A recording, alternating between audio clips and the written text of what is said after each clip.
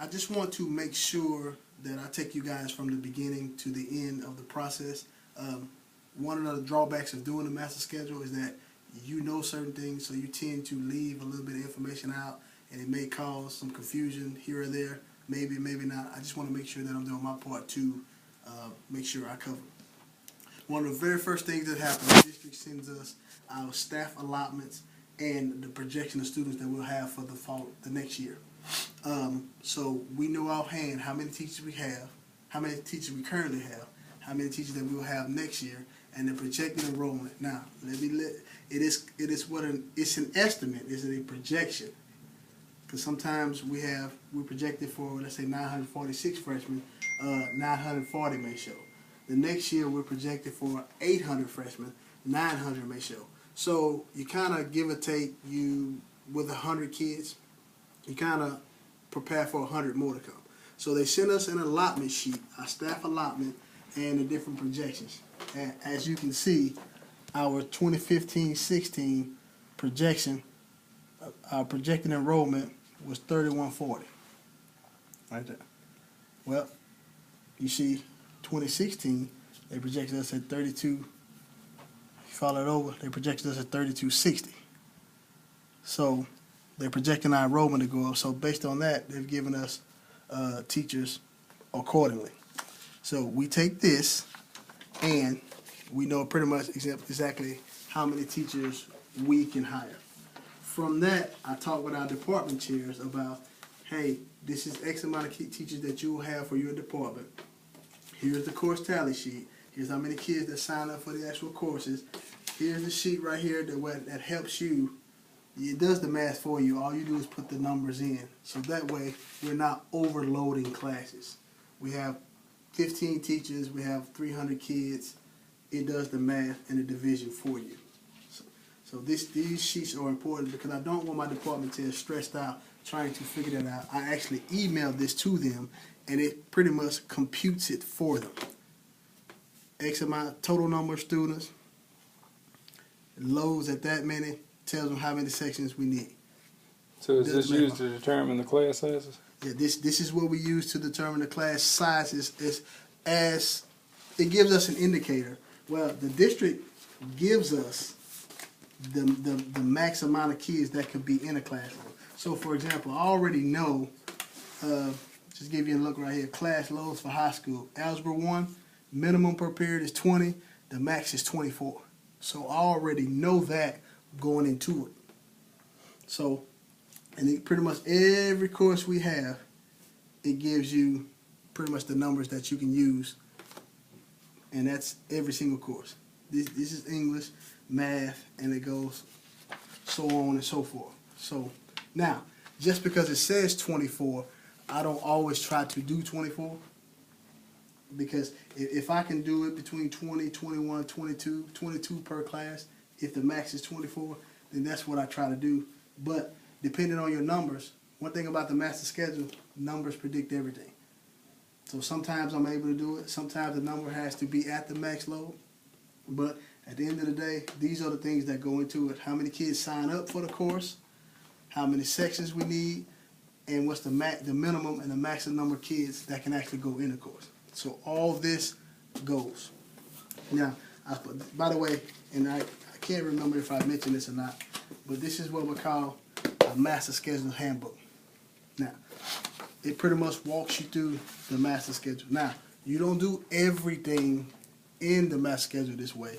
There's certain things that can get kind of redundant, but it kind of gives you an overview of where to start and what you need to do and things like that.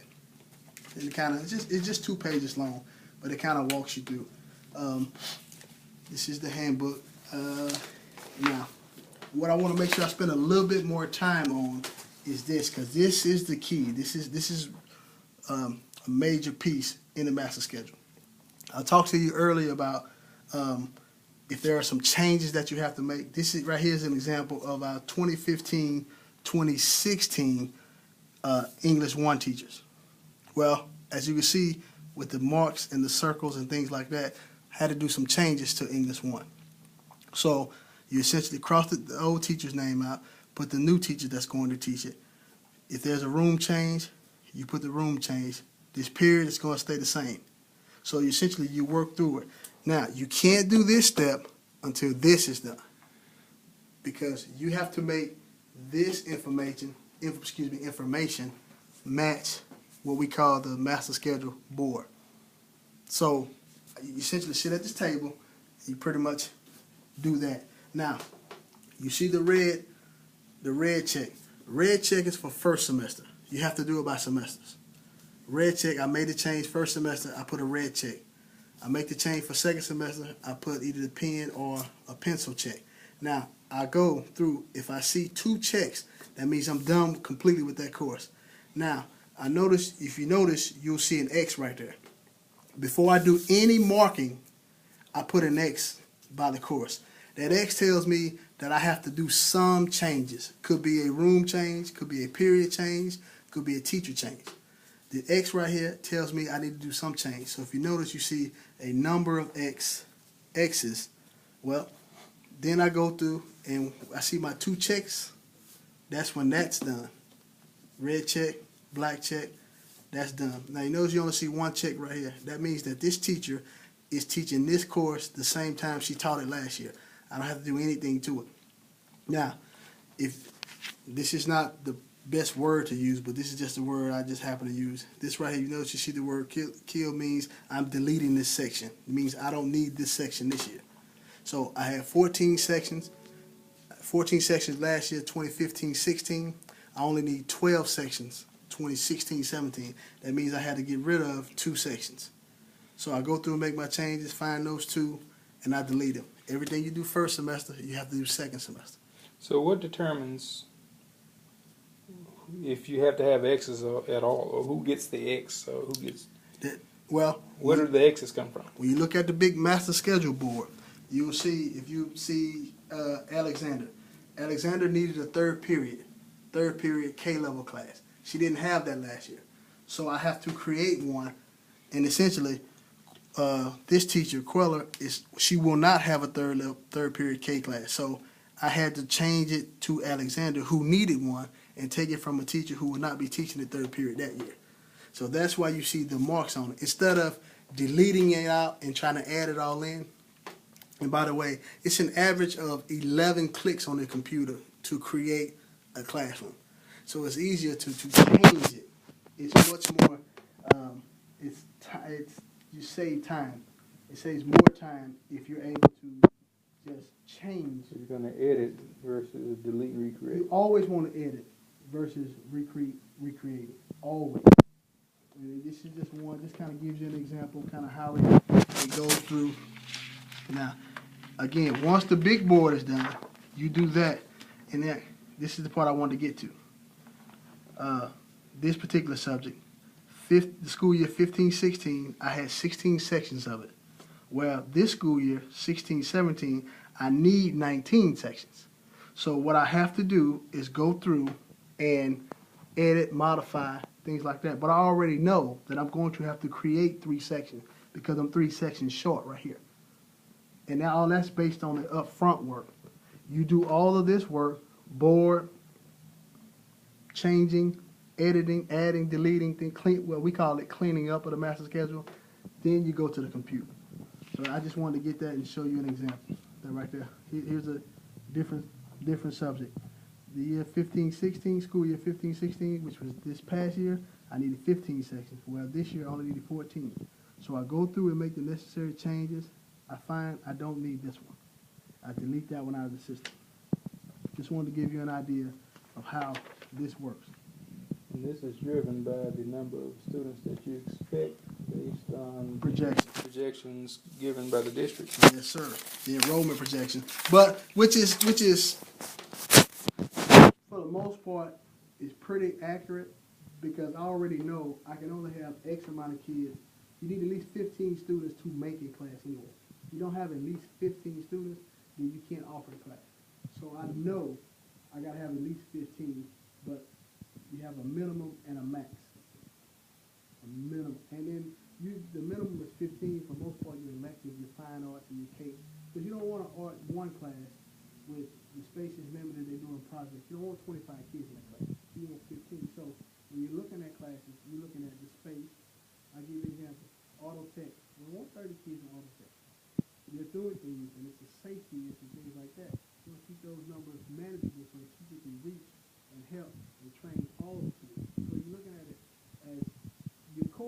simple. The district kind of gives you a guideline. You need minimum of X amount of kids. This is the maximum.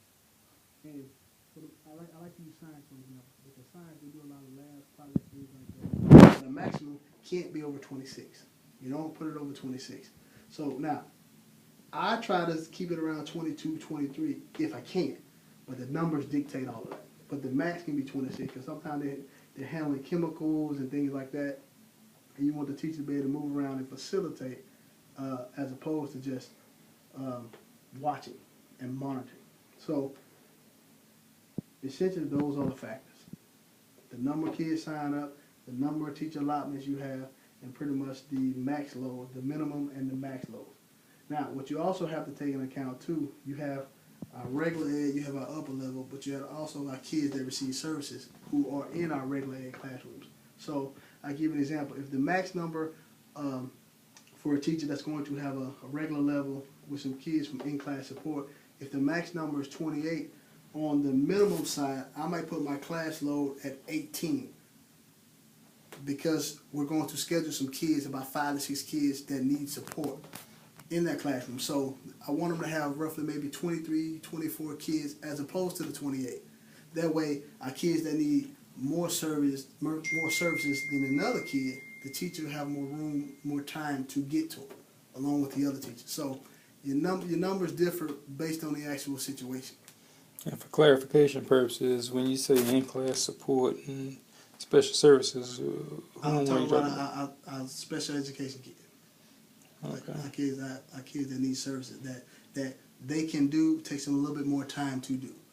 And it gives our teacher a little bit more flexibility to get to those kids if the numbers are not as large as our regular kids, regular classes.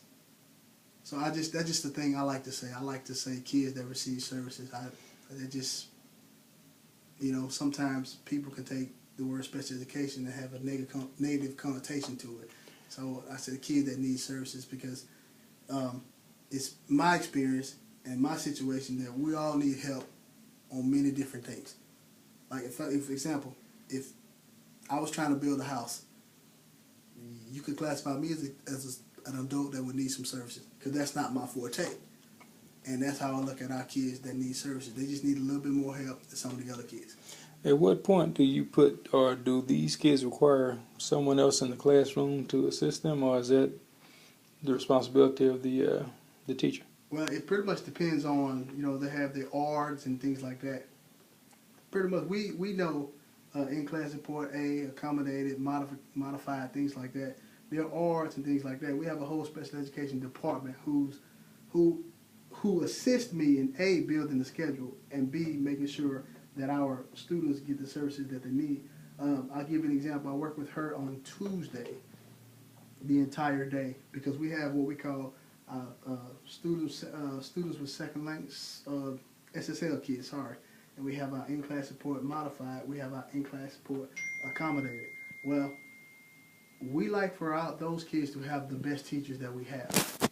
But we have to be careful in the master schedule because sometimes those teachers overlap depending on the subject area. So our director helping teacher, Ms. Collins, she likes for her kids, the SSL kids, to have certain teachers, but then our special ed administrator also likes certain teachers, so we have to make sure that those teachers don't overlap. And that takes about a day. So the special education director has input on the master schedule along with I meet with a variety. The helping director of instruction? I meet with a variety of people on the master schedule. See, I'm of the opinion that the more input you have, the better the situation will be.